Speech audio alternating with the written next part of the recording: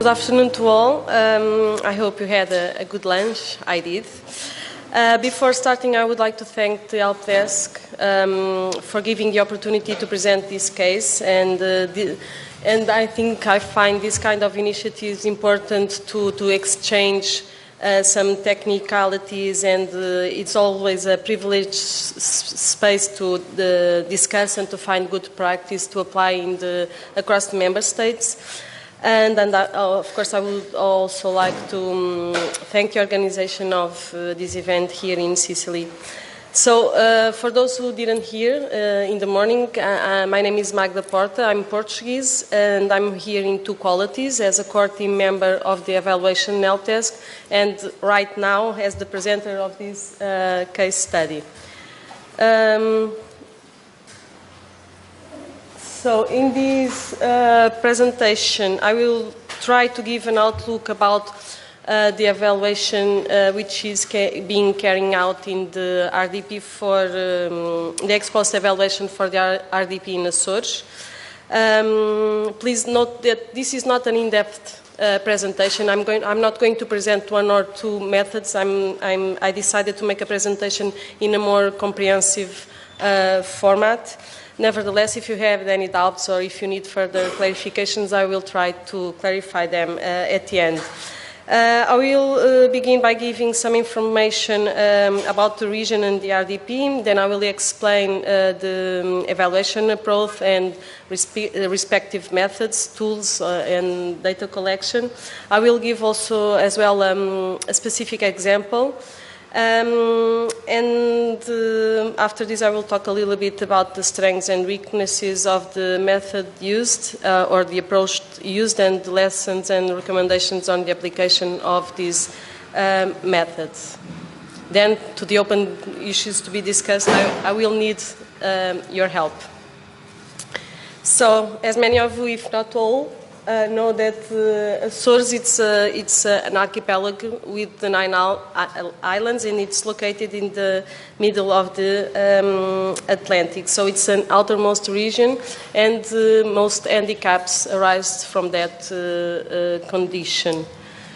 I'm not going to tackle this because this RDP, although it's a very specific, has a very specific location and a very specific production basis, it has the general objectives like any other RDP: to obtain agricultural and forestry system and agri-food companies competitive and sustainable of the environmental point of view, along with the economic, social, and cultural development of rural areas.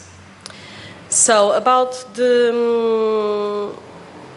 RDP, this slide gives an overall perspective about the program. So this is a small program. It has a total public expenditure of about 345 million euros.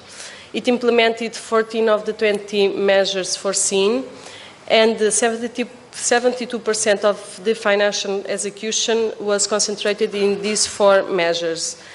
This characteristic of implementation was a starting point to discern where the evaluation process effort was going to be placed. So, but we also added the leader for its specific framework.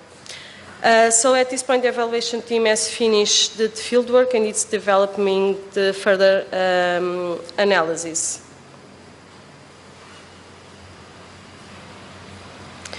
I know this slide, it's not perceptible. I just wanted to show you the whole process, and I wanted to keep it in just one slide.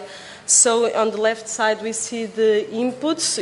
You have all kind of technical documents, information systems, statistics, and the stakeholders' perception as well, gathered through interviews, case studies that I'm going to tackle a little bit further. Our objective is to work in a participatory logic as well, involving all relevant stakeholders. And in the right side, it's indicated the expected outputs of the ex-post evaluation and the main users, recipients of the evaluation findings. So in this slide, we have here the methods of collection of information and processing to answer the common evaluation questions. So we divided all the tools or the techniques, methods, what you want to call them, through the common evaluation questions. And these, the mixed qualitative and quantitative data and information include also analysis of statistical data, of course, all the baselines indicators, or for those which we have information or baseline information, because some of the indicators wasn't calculated in the beginning of the program.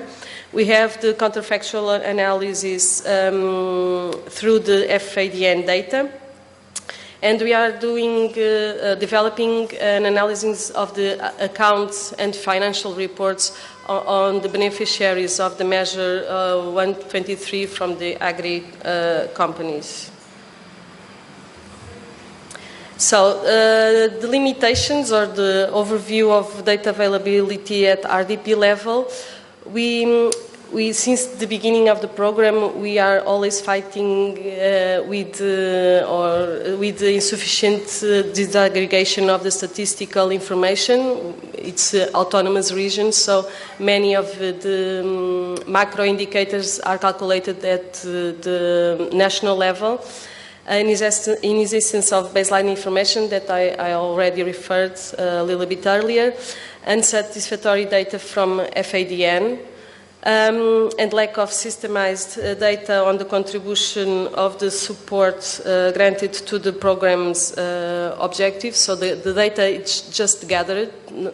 No one thought about gathering these kinds of data to answer those kinds of programs' objectives or in the evaluation, and lag on the data availability. So at least 2 years. We are working now with FAN data from 2013. The other constraints are in a broader sense, production of results beyond the evaluation period, the size of the program and the regional geographical context, and also the social and economic context. The RDP was implemented in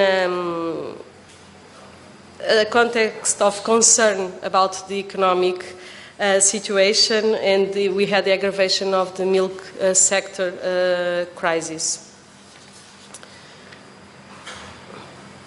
So, the tools for data collection and methods. We decided for this mixed or multi-method approach because we wanted to surpass the constraints of the quantitative data. So the evaluation team has invested on the analysis of qualitative information through desk research, studies, technical reports, to analyze the factors that influenced and framed the context of implementation of the program, the analysis of information systems. Here I will have to explain one thing. These analysis of information systems contemplate the analysis of quantitative and qualitative information. Because it has all the descriptive information that are in the application forms.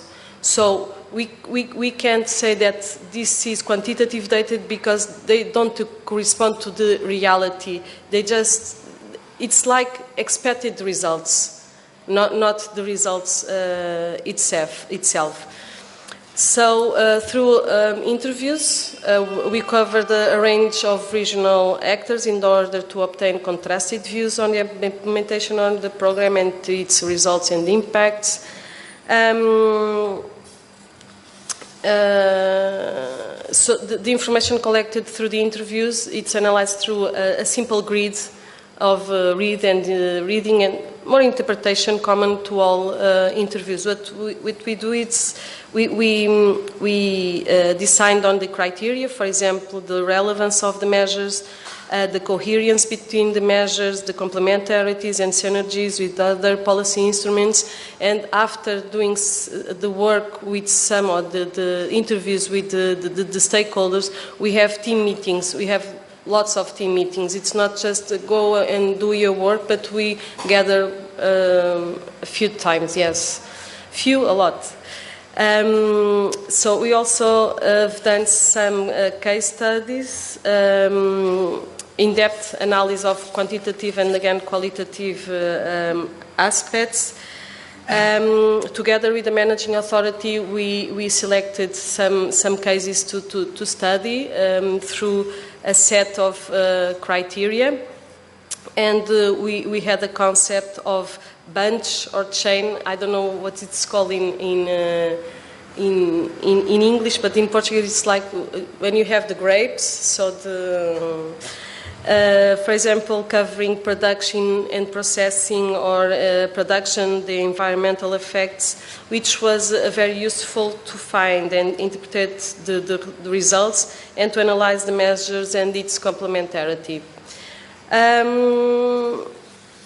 The questionnaire to beneficiaries, we applied mostly multiple choice based inquiries with predefined answers. Indeed, serve to detect patterns and deviations, and also a collective perception about a given measure. So this was applied to the sample of the beneficiaries of all that 4 measures we've seen earlier. So all variables were subject to statistical analysis, of course, using univariate and bivariate techniques, pause statistics. And in case of open questions that we have not a great deal, but some, the encoding was done a posteriori, based on the proximity of the meaning of the answers. At last, we didn't have, but we are going to have also a focus group. We are using the focus group in the last phase of the evaluation process, in a perspective of assessment and discussion of the preliminary conclusions and recommendations. So now I'm passing to the specific example. Here we have our approach or our work method using quantitative data, qualitative data, and through triangulation of these 2 methods we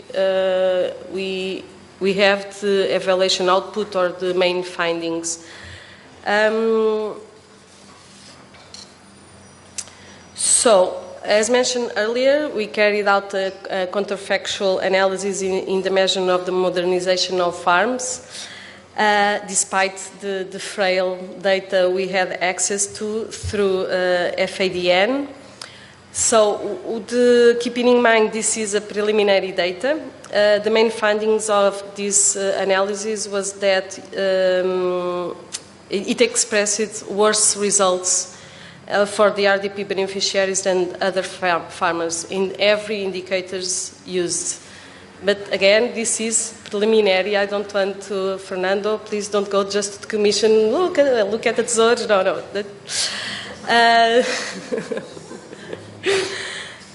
In this case, the qualitative information was of crucial importance, first to justify these results, and also to have a broader view of the results, even if they are not directly linked to the traditional view of competitiveness. So the integration of the economic context, for example, the crisis on the milk sector, the price is going down. In the morning, when I posed the question about the dependence of the results of the programs and the energy, yes, we've done the counterfactual between the groups with same characteristics, and this one, the prices along, they were compared. So there is a high dependence of the external factors, as in this case the milk price. Consideration of other results of the measure, improvement of the living and working conditions that you can't capture seeing a number. Consideration of secondary effects. For example, this is a secondary effect because it's not in the... It wasn't in the primary outputs of the program, the improvement of the increase of the quality of products, mainly milk. The qualitative methods are also useful to consider the unexpected effects. We can understand through this qualitative information the motivation for certain investments, and it raises awareness to other issues. For example, the robustness of the application form analysis. So I have okay.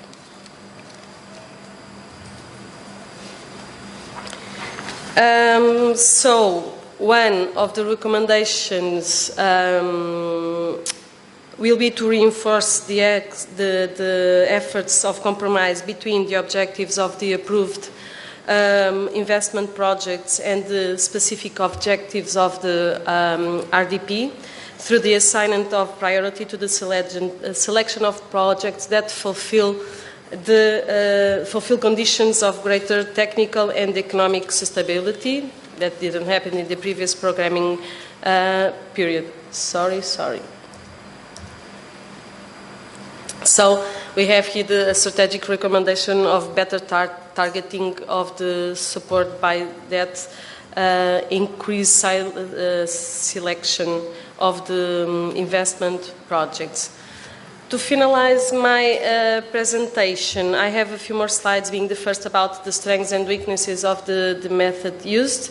I'm not going through all them, but one of the main importance for me, it can be used transversely, or it can contribute to the answer to all evaluation questions. We can find some tendency elements that are not IC'd, if you want to. And I think it's very, very important to cross-check with the elements of evidence and vice versa.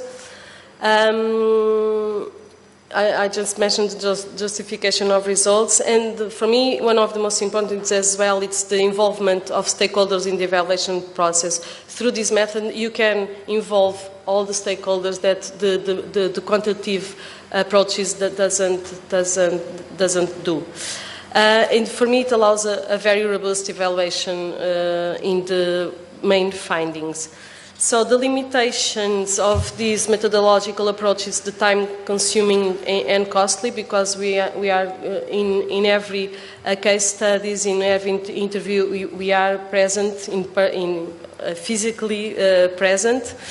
And we had some difficulties because not always the results of qualitative and quantitative analysis are coincident, and findings are more difficult to characterize in the visual way. In the morning, the first presenter was asking how can we, in qualitative, assess the gross value added. We can't just justify that value. I think this is my opinion. And the last slide, we have here the lessons and recommendations on the application of the method. I think it's the strength of the qualitative information. It's the ability to provide descriptions of how stakeholders experience the RDP implementation and how they see their own results in the farms. It's effective because we can identify intangible factors that it's not IC'd again through the quantitative data, and I think it's effective also to interpret and better understand the quantitative data and to describe and explain cause-effect relations. I have a last slide, but I would prefer to give the floor to the participants because I didn't reflect a lot about this. One of the main question or main challenge that we have, being an outermost region, but Fernando from the Commission already tackled that issue in the morning. It's how are we going to say what the contribution, the net contribution of the program to the European objectives. I think it's not a challenge specific from a source, because I'm imagining Italy, for example, which has 21 programs. Thank you. I think they feel the same challenge. And thank you for your attention.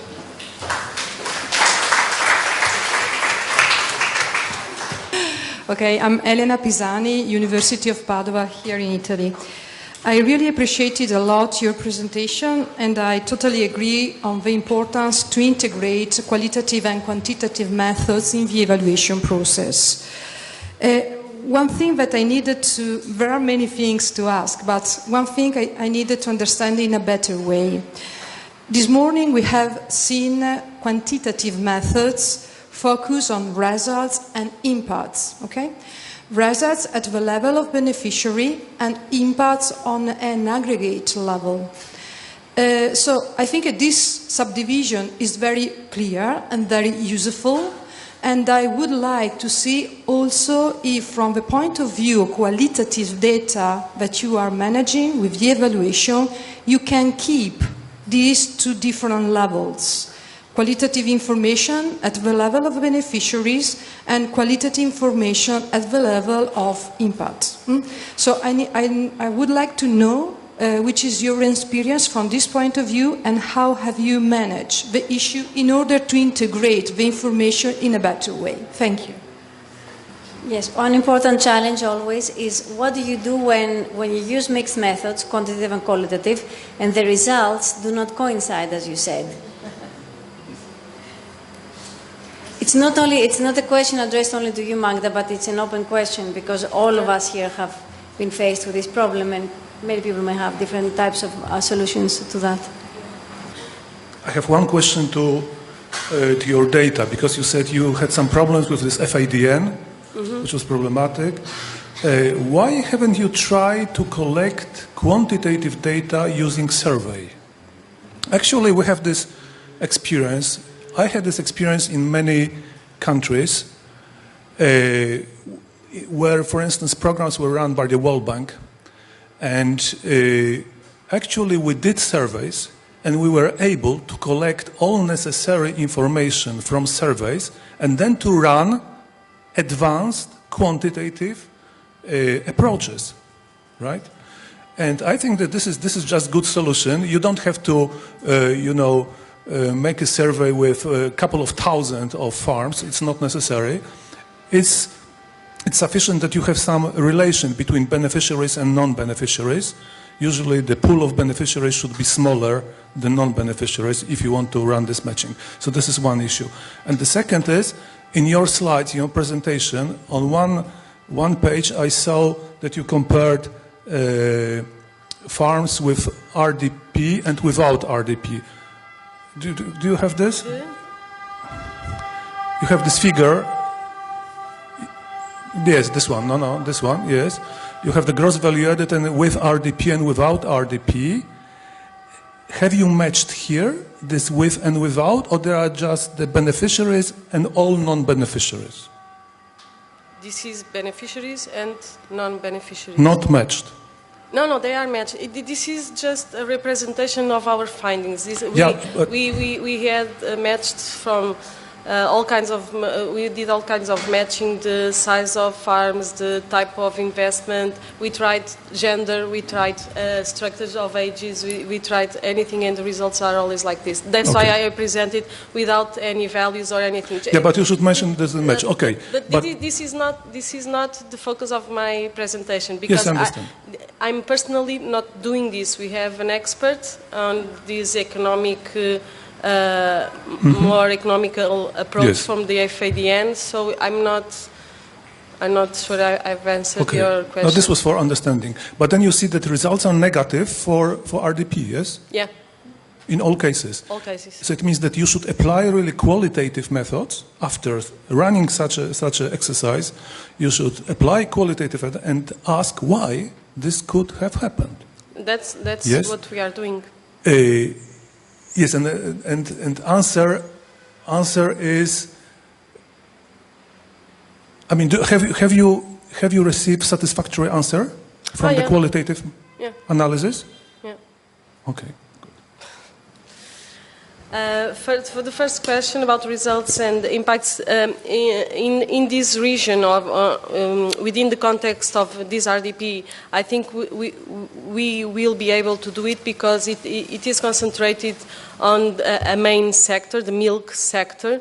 So every qualitative analysis on the basis of results can be extrapolated to the impacts as well. What the problem is that as we've seen, the program is very small. So the 300 million euros within the overall economic, it's not representative. It's residual. And like Jerzy said, even if we had some good results in at the farms level, probably when you get to the upper level, the effects will be very. I don't know if we can get through those results yet. But like I said, it's still ongoing, the quantitative analysis. Yes, Marili, it's always a good question to pose when we have different. Sometimes we put boxes with different visions on the same thing. What we are seeing is that on the part of the administration, it's all flowers and roses, and in the parts of evaluation, it's not like that. And we are gaining the experience that people from outside the rural development sector has a very negative vision of the support of investment and of the other forms of support to the farmers as well. So they are gaining some kind of reactivity to the program because the results are not seen in the region. But sometimes you can't match them because you have a qualitative perception about something and then you show the quantitative perception, the quantitative or the evidence about that same thing, and then they explain the why. That's why we have some explanations to these results. Jerzy, about the FADN data. Açores has 9 islands, being the biggest, São Miguel, and it's in that island we don't have representativeness of the FADN data. Now, for us it's important because all the islands, they have different sectors. So São Miguel and other islands are all milk, and 2 or 3 other islands are all meat, beef. So it would be important to have São Miguel in the FADN data, and because in São Miguel Island the farmers are a little bit smaller, so you wouldn't have just the big farms within the FADN. The survey, so we are doing surveys or questionnaires. You are getting these surveys, but applied in the presential way or not? You go to farmers. The evaluation with the money I have and with the resources I have, I will go to each farmer and ask. No. Sorry, in Portugal we don't have money or resources to do an evaluation like that. I would like to have a team of 10 or 20 people to do that, but no. Students. I don't trust students. Thank you.